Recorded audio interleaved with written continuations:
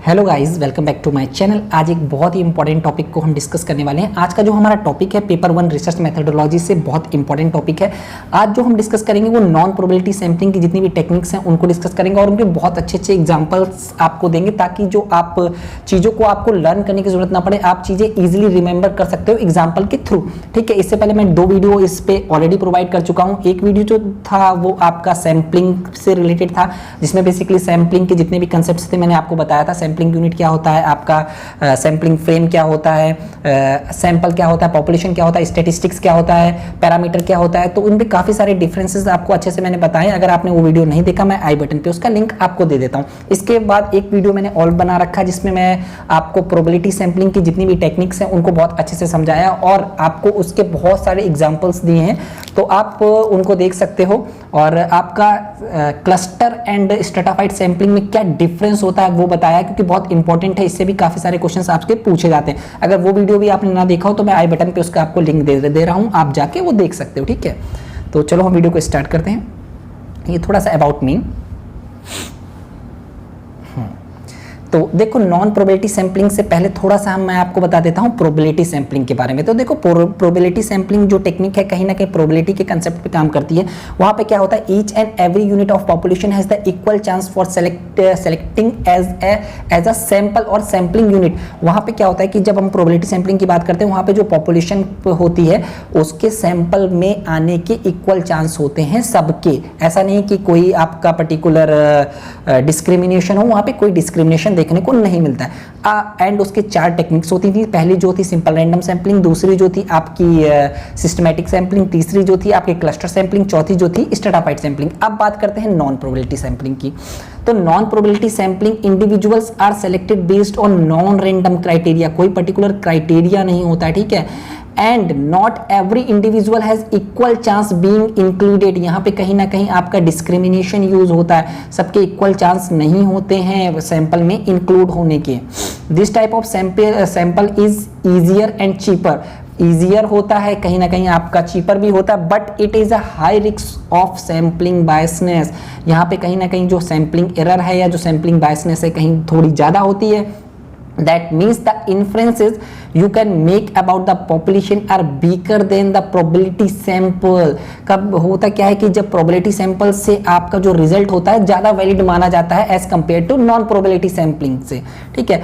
And your conclusion may be more limited। conclusion भी आपका limited हो जाता है। If you use non probability sample, you should still aim to make it as a representative of the population as possible। जितना हो सके आपको अपने, जब आप नॉन प्रोबेबिलिटी सैम्पलिंग भी यूज करो कि जो आपका सैंपल हो रिप्रेजेंटेटिव हो या सबसेट हो आपके पॉपुलेशन का ही कहीं ना कहीं। Non probability sampling techniques mostly use in exploratory. बहुत इंपॉर्टेंट क्वेश्चन है, पूछा जाता है। Exploratory and qualitative research. जब हम बात करते हैं एक्सप्लोरेटरी एंड क्वालिटेटिव रिसर्च की, जब किसी चीज को एक्सप्लोर करने की बात करते हैं तब हमारा नॉन प्रोबेबिलिटी सैम्पलिंग टेक्निक्स का यूज होता है, क्योंकि वहां पे ज्यादा आपके पास रिव्यू लिटरेचर नहीं होता है, इसलिए वहां पे हम नॉन प्रोबेबिलिटी सैम्पलिंग का यूज करते हैं। In this type of research that aims not to test hypothesis. Hypothesis test करना इनका एम नहीं होता है, लेकिन कहीं ना कहीं इनका जो एम होता है एक आपका हाइपोथेसिस बनाना होता है इन टाइप्स की रिसर्च का, ठीक है। तो देखते हैं नॉन प्रोबेबिलिटी सैम्पलिंग मेथड्स। तो पहला जो मेथड है वो हमारा कन्वीनियंस मेथड सैम्पलिंग या एक्सीडेंटल सैम्पलिंग या हैपहैज़ार्ड सैम्पलिंग है। तो इसमें बेसिकली क्या होता है कि उन लोगों को सेलेक्ट करते हैं जो आपके इजीली आपको मिल जाए या जो आपके पास इजीली आपको मिल जाए। जैसे ये आपका रिसर्चर है, इसने उन लोगों को सेलेक्ट किया जो इजीली मिल जाते हैं, ठीक है। तो इसीलिए ये आपकी इजी और इनएक्सपेंसिव होती है, क्योंकि आपको इजीली ये लोग मिल रहे हैं, आपने लोगों से डेटा कलेक्ट कर लिया। बट यहाँ पे कहीं ना कहीं रिप्रेजेंटेटिवनेस का जो है वो कम होता है, क्योंकि आपने इन लोगों को तो कंसीडर ही नहीं किया। ये जितने भी लोग हैं इनको तो आपने बिल्कुल कंसीडर ही नहीं किया है, ठीक है। तो रिप्रेजेंटेटिवनेस कम होता है, इसीलिए जो रिजल्ट है उसको जर्नलाइज नहीं कर सकते हैं हम, और टाइम और मनी सेव होती है कहीं ना कहीं आपकी जो कन्वीनियंस सैम्पलिंग में।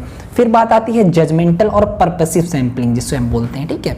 फिर जजमेंटल और पर्पसिव सैम्पलिंग में बेसिकली क्या होता है कि form by the डिस्क्रिएशन of the researcher purely consider the purpose of study. देखो रिसर्चर कहीं ना कहीं अपने पर्पस के अकॉर्डिंग लोगों को सेलेक्ट करता है, इसीलिए यहाँ पे कहीं ना कहीं बायसनेस भी सबसे ज्यादा होती है, क्योंकि रिसर्चर चीजों को सेलेक्ट कर रहा है तो रिसर्चर कहीं ना कहीं अपने अकॉर्डिंग चीजों को जब सेलेक्ट करेगा तो बायसनेस बढ़ जाती है।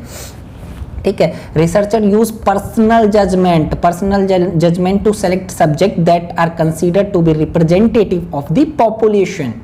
अब यहाँ पे क्या है, ये आपकी टोटल पॉपुलेशन है, उसने जो रिसर्चर है उसने इसको सेलेक्ट कर लिया, इसको सेलेक्ट कर लिया, इसको सेलेक्ट कर लिया अपने अकॉर्डिंग, उसको लग रहा है ये जो रिसर्च कर रहा है उस पे ये कहीं ना कहीं उससे रिलेटेड है, तो इन लोगों को उसने सेलेक्ट कर लिया, ये पॉपुलेशन हो गई। तो यहाँ पे आपका बायसनेस सबसे ज्यादा होती है। फिर बात आती है कोटा सैंपलिंग। तो कोटा सैंपलिंग जो है वो आपकी बिल्कुल सेम टू सेम स्ट्रेटाफाइड सैंपलिंग की तरीके होती है। उसमें क्या होता है, जो हेट्रोजीनियस पॉपुलेशन होती थी स्ट्रेटाफाइड सैंपलिंग में, जो आपकी हेट्रोजीनियस पॉपुलेशन होती थी उसको होमोजीनियस में कन्वर्ट करते थे, जिसे आप बोलते थे स्ट्रेटा। ये आपके कुछ स्ट्रेटा होते थे, ठीक है। फिर इस स्ट्रेटा से आप सिंपल रैंडम सैंपलिंग करते थे। लेकिन जब कोटा सैंपलिंग की बात करेंगे, यहां तक का प्रोसेस तो सेम है, लेकिन यहाँ इसके बाद आप सिंपल रैंडम सैंपलिंग नहीं करेंगे, एक प्रॉपर अपने अकॉर्डिंग लोगों को सेलेक्ट करेंगे, या प्री कुछ नंबर, आप कुछ भी आपका क्राइटेरिया हो सकता है, आप परपेसिव भी कर सकते हो, कन्विंस के अकॉर्डिंग कर सकते हो। तो ये आपकी होती है कोटा सैंपलिंग।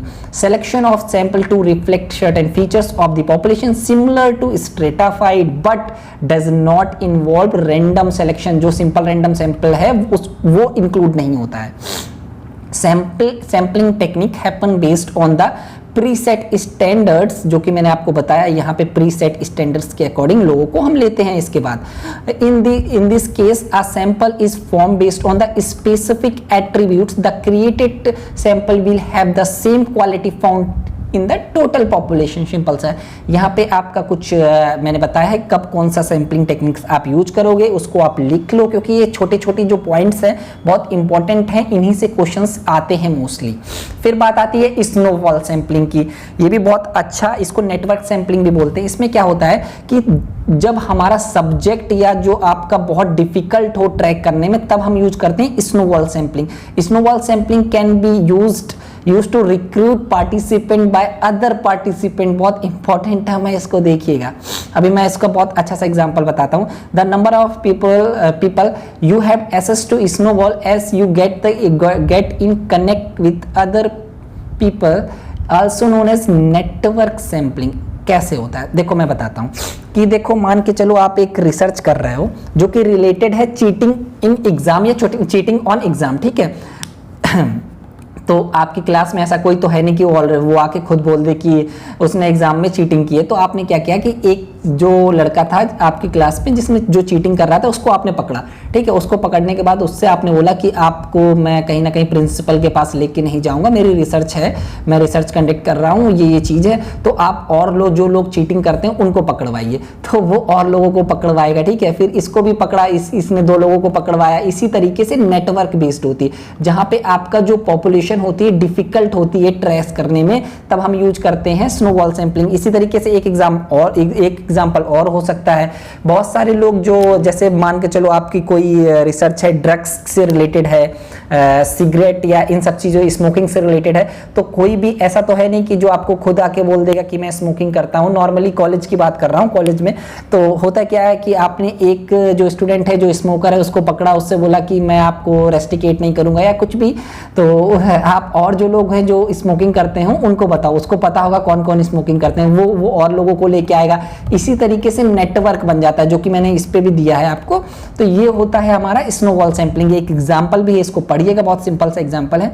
अब ये क्वेश्चन है, बहुत सिंपल क्वेश्चन है, इसको करिएगा एंड इसका आंसर आप लोग लिखिएगा, देखते हैं कितने लोग सही आंसर इसका दे पाते हैं, ठीक है। एंड प्लीज चैनल को सब्सक्राइब करो और बेल आइकन को प्रेस करो, जितना हो सके वीडियो को शेयर किया करो, थोड़ा सा दूसरों की भी हेल्प हो जाएगी। And please please please video को लाइक करो और खूब सारे कमेंट किया करो। Thank you.